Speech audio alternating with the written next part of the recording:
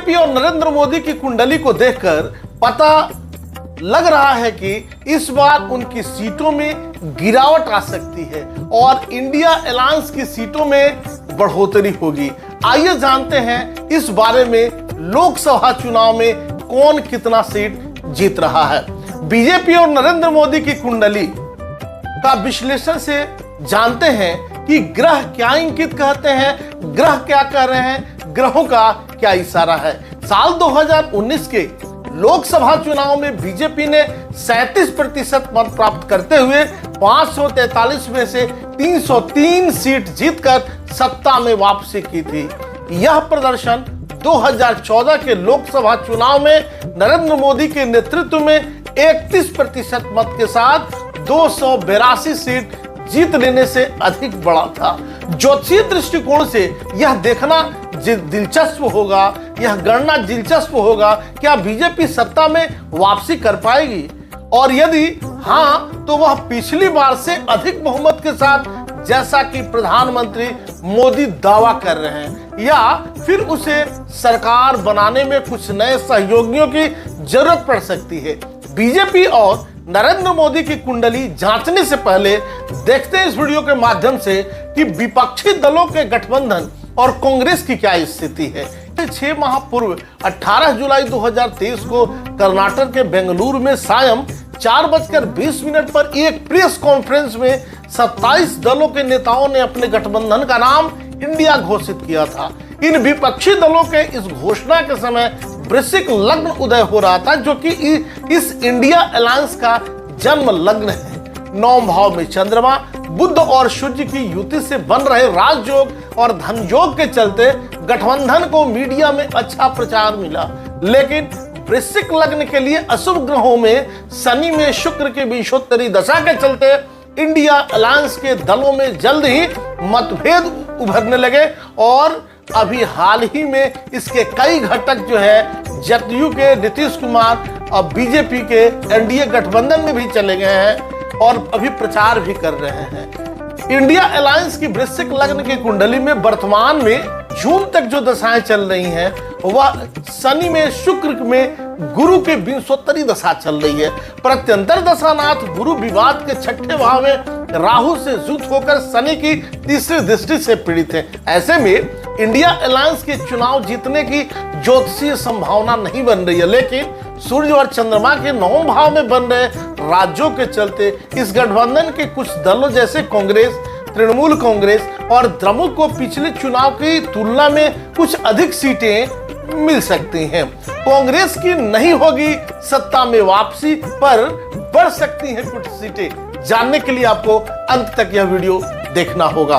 भारत की आजादी के बाद के 5 दशकों तक भारत की राजनीति में अपना दबदबा बनाकर रखने वाली कांग्रेस पार्टी को 2014 के लोकसभा चुनाव में मात्र 44 सीट तथा 2019 में 52 सीटों पर संतोष करना पड़ा था।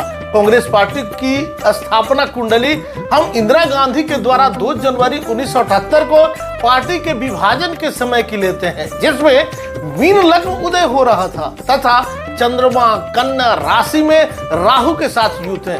वर्तमान में कांग्रेस पार्टी की कुंडली में गुरु राहु गुरु की विंशोत्तरी दशा 17 फरवरी से 26 जून के बीच आने वाली है।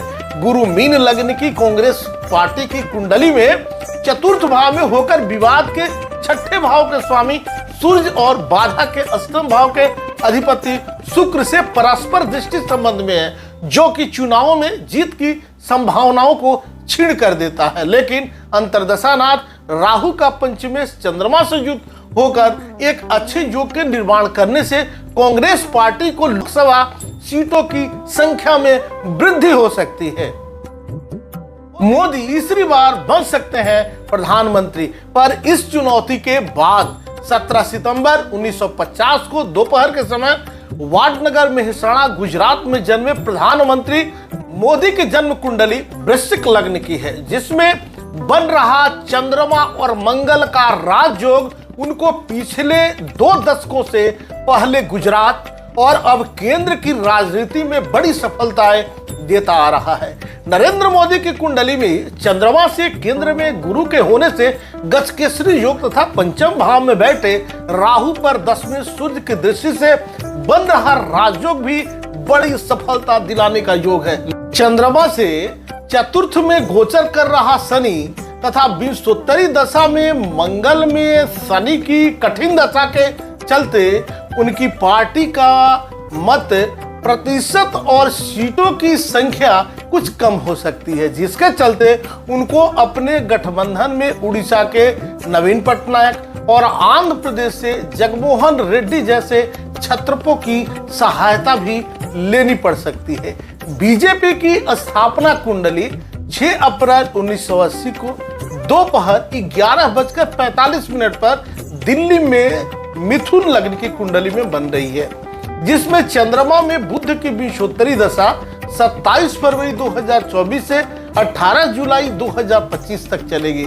चंद्रमा बीजेपी की कुंडली में छठे भाव में अच्छे नीच भंग योग में है, लेकिन अंतर्दशानाथ बुध का केतु से कुंभ राशि में युति होना और उस पर से अप्रैल मई के महीनों में मंगल और शनि का गोचर पार्टी में बड़े विवादों और कुछ अनहोनी घटनाओं के बाद चुनाव में विजयी होने का योग बना रहा है। लेकिन बीजेपी के नेतृत्व में एनडीए गठबंधन का 400 सीटें जीतने का लक्ष्य ज्योतिषीय दृष्टिकोण से पूर्ण होता नहीं दिख रहा है।